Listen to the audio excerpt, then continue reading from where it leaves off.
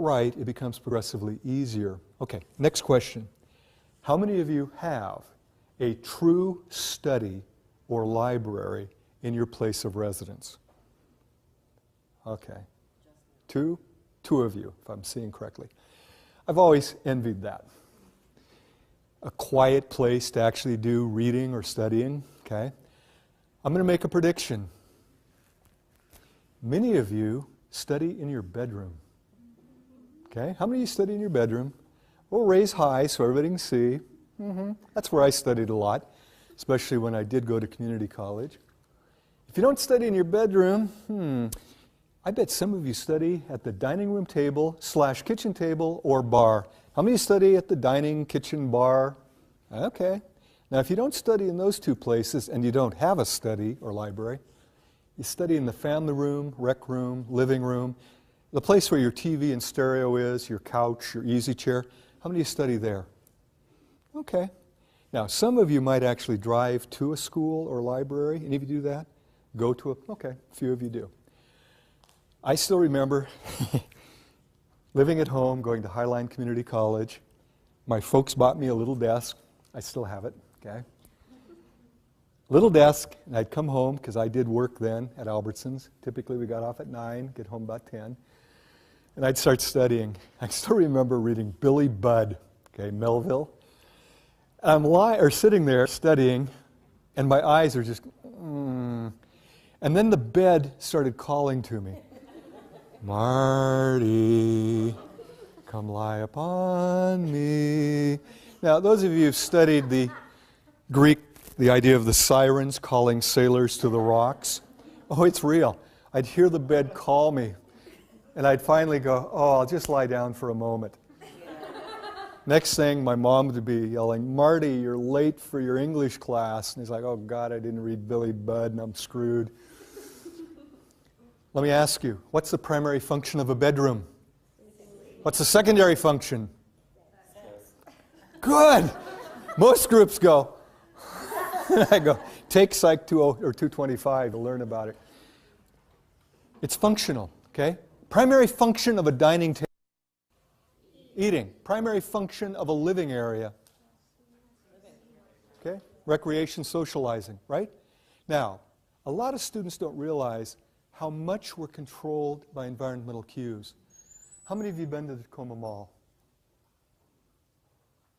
Funny, isn't it? Why'd you raise your hand? Have you ever been to Tacoma?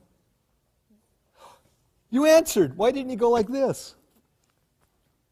Why? Because if I'm asking the entire class, you've been trained to do what? And you don't even think about it. How many have been to Tacoma Mall? Hands go up, okay? But if I walked up to you, Chris, you ever been to Seattle? Totally stupid, right? When you're talking face to face, you respond verbally, okay? When you ask a group, hands come up. Now, here's what's bad. Now that I've tricked you, you won't raise your hand. It's like, I'm not going to raise my hand. Okay? But can you see how powerful it is? Without thinking, because we're in a classroom, how many have been to Tacoma Mall? Hands shoot up. Same is true of going in your bedroom and trying to study. You're in the bedroom. Now, a piece of research done at University of Hawaii. Researchers asked the students, what's the biggest problem with studying? They said, we can't get into it. The university in question had primarily dorm rooms. Very few commuter students to the university. Most of you have seen a dorm room. Oh, okay.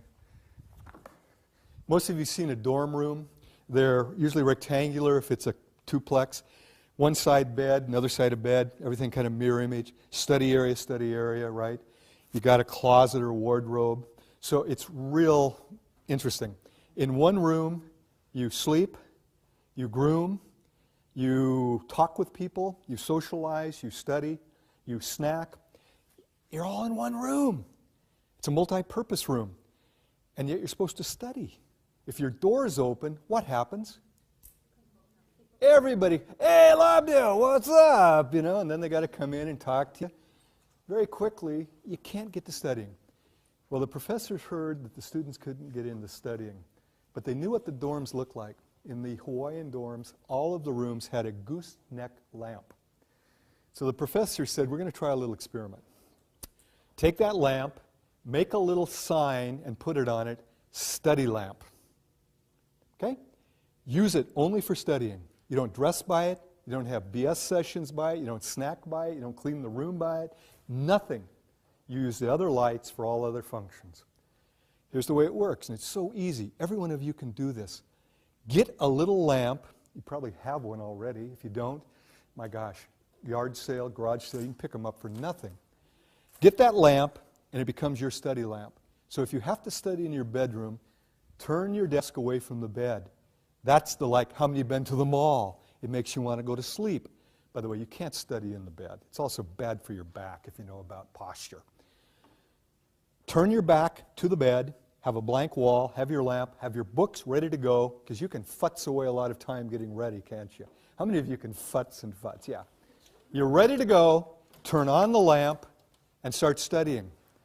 The moment you lose your edge, 15, 20, 30 minutes later, turn the lamp off, get up, and leave the desk.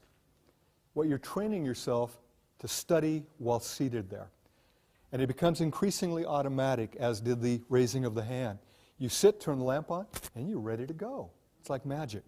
The students who did that were 1 grade point higher the next term compared to the control group that didn't do it. 1 grade point simply by creating a study area. Now, if you study in the kitchen dining, remove all food cues, because I know what happens there. You start thinking, turkey in the fridge. Yeah, Swiss cheese in the fridge. Oh yeah, sandwich time. How many of you have studied and created sandwiches? It takes about a half hour to make a really good one. You eat it, so damn good, what do? Make another one. And pretty soon, not only are you not studying, but you're getting the spread going, okay? You're really frustrated then. The living area, I'm going to tell you, you can do this experiment. You try to study in the living room, and you're focused, and other people are listening to music, watching a movie, watching TV. They won't leave you alone. Hey, Marty, look, it's really good. Excuse me, I'm studying. And then they get angry at you. Well, boo on you, too. You can't study in the living area. It's not designed for that unless you're all by yourself. And you turn off the TV, turn down the stereo so it's truly background. If you're singing along to your favorite song, you're not studying. You're singing along to a song. Your brain has to be focused to be really studying, not time sharing back and forth between singing and studying. So living areas, very tough to create. But if that's where you have to do it, you bring your little study lamp in, everything else off, turn on your study lamp, and create a study there. Are you getting the idea? Now,